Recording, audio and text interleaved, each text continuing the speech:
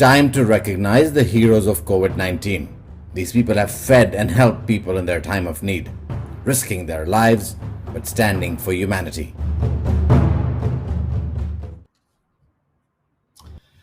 Good evening and welcome to our show. It Matters. We are today here to talk about an issue that we're all have been facing in the last few weeks, months.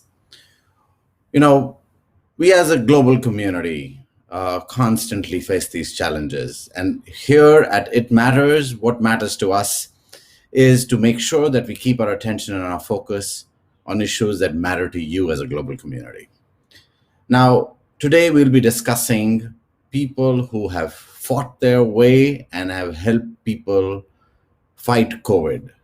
Though there are many people, who are suffering. It's not as if these people aren't suffering themselves or don't have challenges, but what they've done is they've not let COVID take over their lives. They've said, all right, we are here. COVID is here. It's going to be a downtime, but we're going to do what it takes. They filled a void that was essential to be filled. If they didn't fill the void, we wouldn't be the place we are, the country we are, the people we are, or the humanity we are. During this pandemic, the whole scenario went deafeningly silent. People weren't talking, social distancing even put people further away. So there were tremendous challenges. Food for some on one end, while mental stability and health for others on the other end. So it is these challenges that, help you recognize what people can do when the world goes through a crisis like this. Now, today we are here to identify some of those people. And I'm sure there are many more people out there who did this, who did not stay in their little cocoons. They said, let's step outside, let's do something good for others because others are in need today. And if we aren't able to do what we are doing, then these people are going to be in trouble. So it is time to thank the people who've helped. I know this is not over yet. This is going to continue, but at the same time, it's our opportunity to kind of recognize a few people. And then the others who are out there can learn from this, because this is what builds character. This is what helps bring the world we are looking for, a far more kinder world. And there are so many people that, sometimes we can't thank, like, for example, doctors and nurses, even your local grocer or your sanitary worker who comes and cleans your neighborhoods, people who carry out your garbage. They're putting themselves at great risk for you. So it's these people who will revive your faith in humanity, and we are here to discuss that. I'm going to start this show today with a very young student. His name is Aditya Kapoor. I know him personally, and he's studying in grade 10. He is in Haryana. I saw he was going out and giving out food to people. So I thought it'd be a great opportunity to, sit down and chat a bit with him. I'm going to bring other people on the show as well. Aditya, tell me, when you guys first started going out, what is the thought that came to your mind? How did you guys even come to the conclusion that you need to go out and give food? In the car with my father going to his office, and on the way we saw countless families in need of food, and the fact that I had a roof over my head and could eat appetizing meals made me realize how fortunate we were, and this led me to move out of my comfort zone and help people. Good. So, how did when you went out there? What is the kind of environment you saw? What, like, explain to me? Were there families? Were there individuals? Were these just single workers? Give me a little, view of what it looked like. So what I witnessed firsthand while distributing food was that these people were not beggars, but daily wagers like construction workers, street vendors, and guards that were suddenly jobless. So when we first distributed food, there would be countless families surrounding our car and begging for food. And we slowly moved on from giving hot meals to rations to ensure a family could be fed for a couple of days. And that there were just countless people holding the car, but we ensured that the social distancing was being maintained, and by the end of the day, majority of the people were happy. Good. And so those were photos from what Aditya and his family were taking out to give to people. Now, this is some of Yes. the food that they were initially delivering, but then they sooner or later realized that people need rations because they need to continue eating on a daily basis. They will go out in the afternoon and give them a little meal, but what will they do for dinner? What will they do for breakfast? So they went out and they started giving out dry rations to people. They were also delivering dry rations to their employees who needed food. So, good effort, Aditya. Don't go away. I'm going to bring you back on the show. Now, let me move over to the other people who are going to join us today.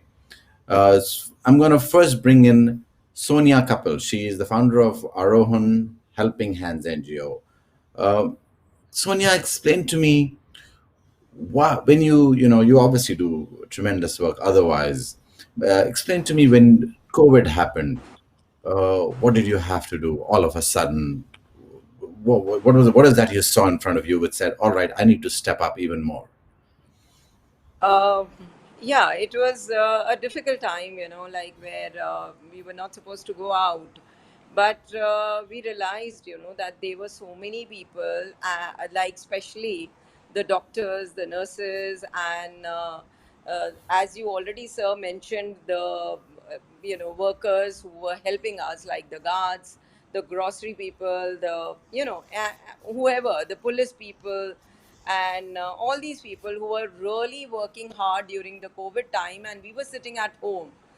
So that is the time we realized, actually, instead of doing ration, we started helping them by supplying them PP kits, the surgical PP kits and the surgical masks to them, so that if we protect them, we would like, because they were protecting us, sir. So I thought it, and the whole team got together and we supplied a lot of PP kits and masks to these people first. Uh, and so what you said, all right, let's take these PP kids because these people need to be protected because they're Yeah, already going to be at risk. yeah, absolutely, absolutely, sir. How many did you distribute? If give us a little sense, and Approximately, we where did did you it, do it? especially to the Mohalla clinics, where the government was not supplying anything to them, and the doctors and nurses were in very, very bad state, where we were getting calls from them, that they had no equipments to, save themselves. So that is why we started from the Mohalla clinics, the GTB hospitals, the government hospitals, then RML hospital. Then we even supplied in Lucknow and Agra, where the government hospitals were in dire needs of these PP kits. So we were trying to, do it with somebody who could courier it to them, instead of because courier services were closed, sir. So we were sending people, from the courier people who were personally helping us into it and sending it to the hospitals. So all the PP kits and surgical masks were supplied because of, whatever you say, the world is today in a better position because of these people who have really, really helped the country to be in safe hands. So, not that we didn't do this, we even went further, especially to places where the nurses wanted PP kits because they were doing personal care for not only in the hospital, sir, they were even going out, especially to the poor families, to help them how to take care. So over there also we were providing a lot of PP kits. So I cannot number them exactly that how many we have done, but maybe approximately 2,500, which are usable PP kits. They are not to be thrown; they can be washed and used. So the Reused. complete What you say. sets we provided them, sir. Okay. Okay. Sonia, please stay with us. I'm going to bring in Avni Gupta. She's the founder of INA Hunger Relief. She's a data scientist herself. Um, Avani, tell me a bit about what you guys did. How did you go out and help people? Basically, we had started off thinking that we are going to provide ration to 100 families. That was our initial goal. And we asked friends for donations, we asked contacts for donations, and it just grew from there organically. We'd never even realized how big it's getting. Like, as of today, we have supplied ration to about 8,000 families, which would be about 32 hundred sorry 32,000 people, uh, and we have given food on shramik trains to about 25 to 30,000 people. We have actually collaborated with the government of Delhi and with the railways to send trains. uh, so we contacted each and every person who wanted to go on these trains, uh, and we I had 40 volunteers who were all friends, nothing, just people who wanted to help. I had 40 of them calling about 10,000 people per train and finding out who wants to go. And then we got these trains arranged via the government of Delhi. Uh, then we're also working with a lot of shelters, the Rain Baseras in Delhi. Some of them are in a really bad condition. They don't have basic medical supplies, they don't have food, they don't have a lot of essentials, even hygiene essentials like soap, shampoo, sanitizers. Even that is a problem. So it's never been a fixed kind of thing. It's just been growing from the beginning as things happened, as we saw more and more people who needed our help. So we tried to help, and somehow, till date, people have been standing by us, giving us donations as and when required. It has been absolutely, absolutely amazing seeing the trust of so many people on me and on us. Now, there are a lot of people out there. When you go out there, tell us what are the kind of things that you see people require? Because there is tremendous amount of need out there. Yes. So If somebody were to help, what would you recommend them to do? it completely depends on what you find yourself capable of doing, uh, because not everyone has the time frame. For example, I have taken a break from my career to pursue relief work till this COVID crisis dies down, but not everyone is in such a position. So whatever small thing you can do. I know of students who are very young students who are just maybe doing one shelter or maybe one colony, one slum. Do 100 ration kits, uh, do 50, whatever you think you can do. Go visit one shelter and provide them just soaps and sanitary napkins, and shampoo, and just the bare minimum. All right, I think we've lost Avni there. Let's bring in our other guests as we go forward. Uh, is Pooja with us? Pooja she's the director at Mahashakti Seva Kendra there in Bhopal. Pooja, tell us if you're there with us. Uh, how did you go out and help people?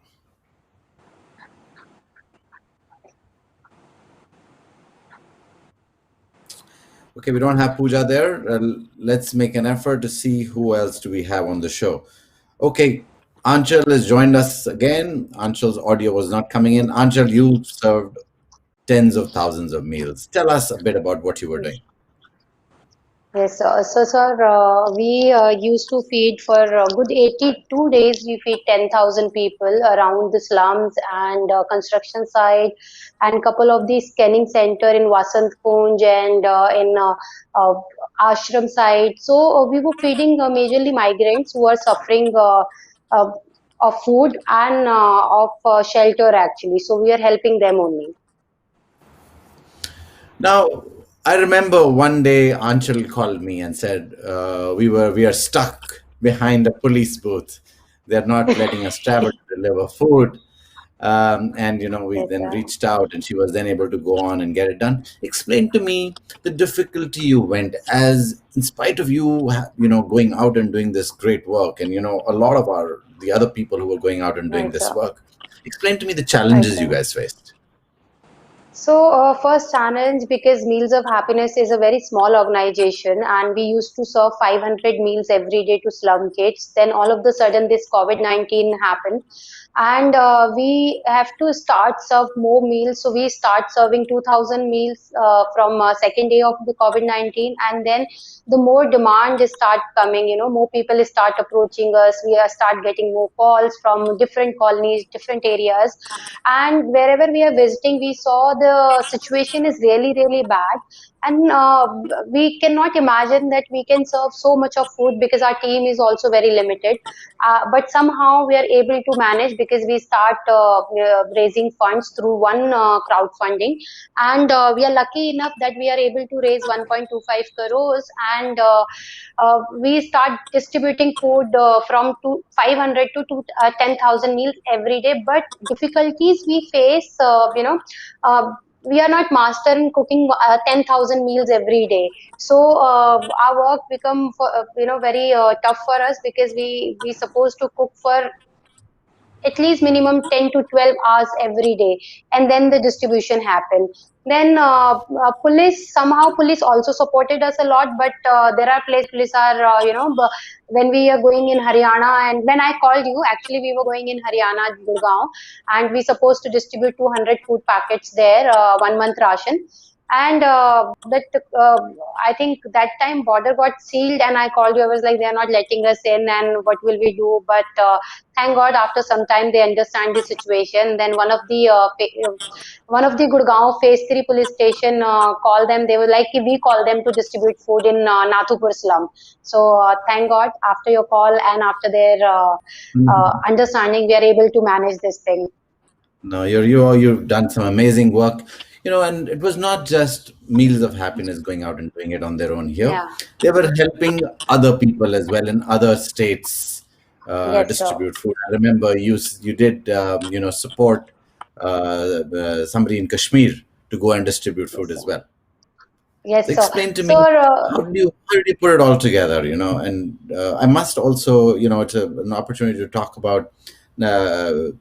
Anchal is a cancer survivor, and she has done this over the years. She has gone out and fed a lot of people. She started feeding from one little intersection in Delhi, but now obviously she goes out and feeds a lot of people. Continues to face challenges, but she is now all cured. But she continues to feed people. So tell me a bit more about what you did in Kashmir. sir, Kashmir, we are again helping people with the ration, because Kashmir, we cannot go personally, but I believe people are, sometimes they are limited to their own organization. But I believe if we associate with other people in other organization, we'll be able to manage to work in different states through Chetna. So in Chetna, we associated with more than 7, 8 different organizations or individual volunteers. Through them, we'll be able to distribute food in Kashmir, in Jharkhand, in we work in Dhanbad also, in Bihar we work in different cities, and we work in Mumbai, we work in Andaman, we work in Madhya Pradesh. So we work in total we work in 10 states, and this is all possible because of associating with different organizations. So we in fact uh, we work in Naxal area also with the help of Hope organization. So this is how I believe, if you you unite with other peoples, you'll be able to do more and more work.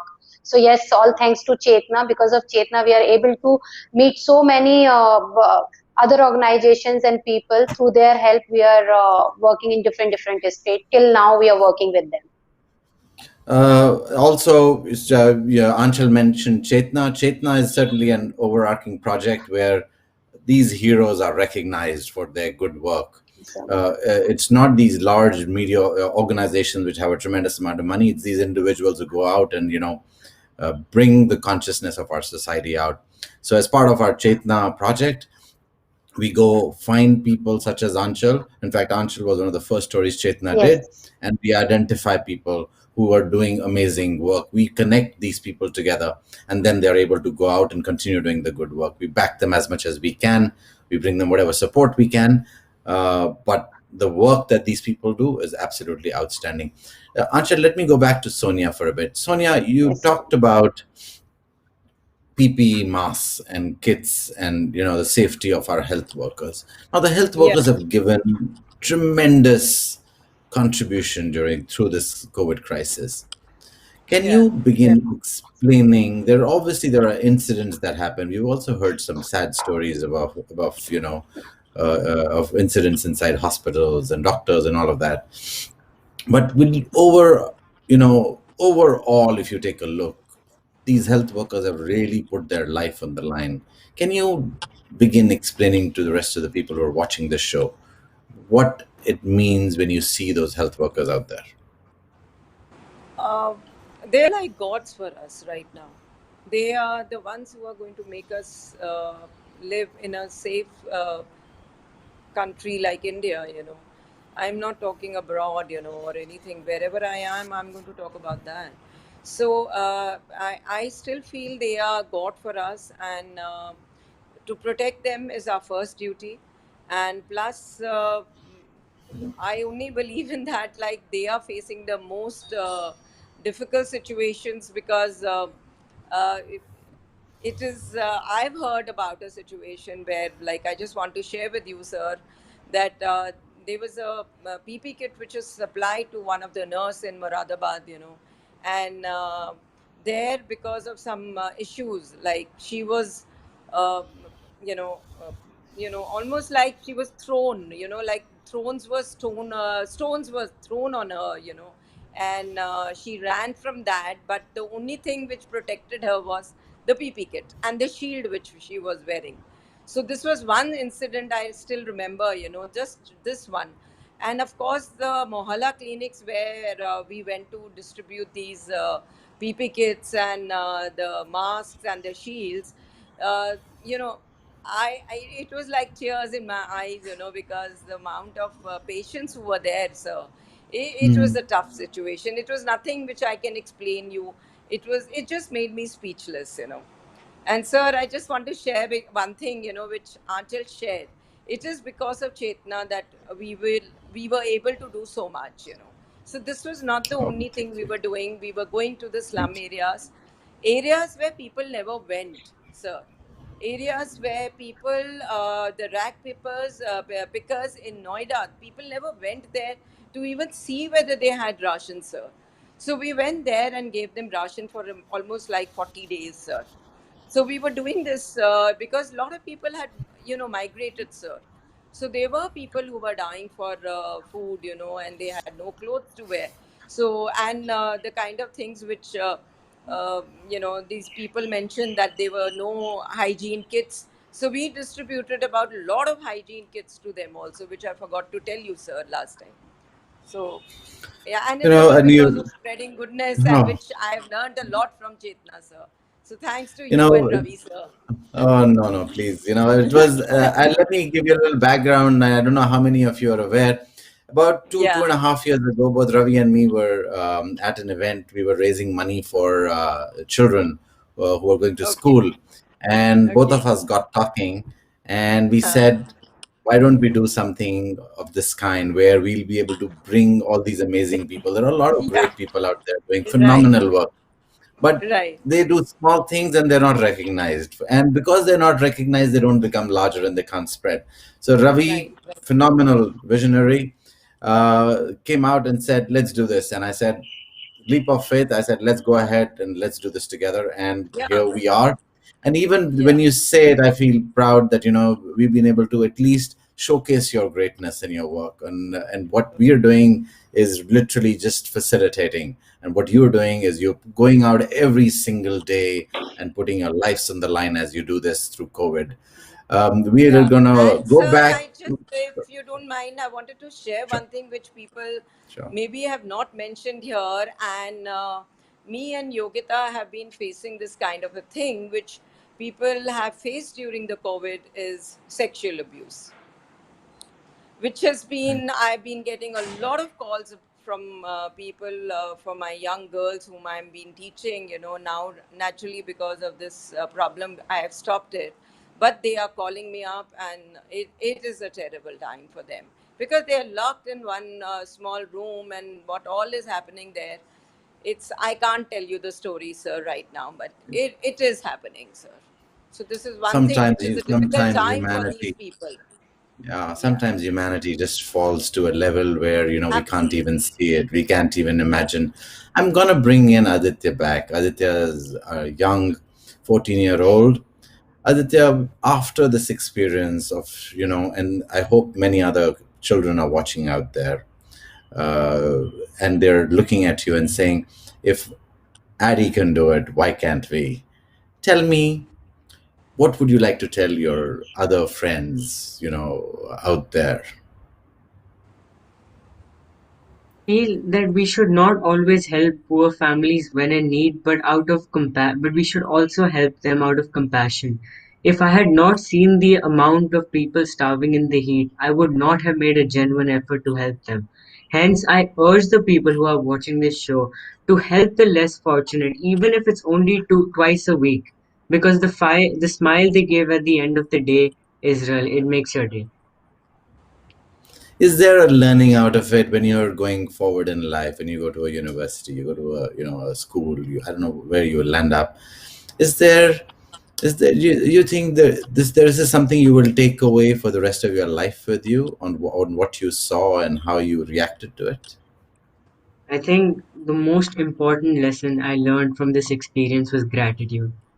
No one is only when people start going on the streets and realizing how much people are desperate for food, they will understand that the fact that you are in an air conditioned room, you're eating appetizing meals, and you're sleeping in an AC, you'll realize how lucky you are. There are countless people in the heat dying, starving, and we should all take a genuine effort to help them. Guys, I want to take this opportunity of thanking Aditya, our youngest uh, person on the show today. I want to Thank thank you. Sonia. I want to thank Anshal. And I want to thank Thank Avni you, for sir. coming on. There were a few more we wanted. All of them couldn't connect because of connectivity issues. But thank you very much for your work. And thank you very much for showcasing the human beings that you are and the humanity we're going to create. Thanks a lot again. And thanks for Yeah. joining us. Thank you. Thank you, Thank you. sir. Thank you. Thank you, sir. Thank you, sir. Thank you. Thank you so much.